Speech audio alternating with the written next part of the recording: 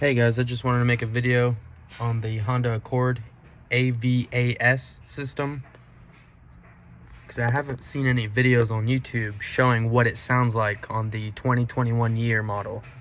So I'm gonna go ahead and put it in reverse. I am in electric vehicle mode. So I'm gonna put it in reverse and it'll turn on the acoustics.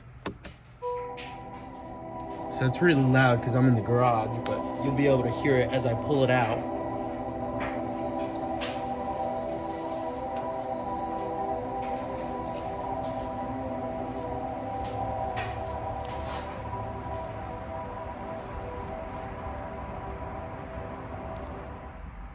It's completely in electric vehicle mode. I'm gonna put it in drive so you guys could hear it in drive.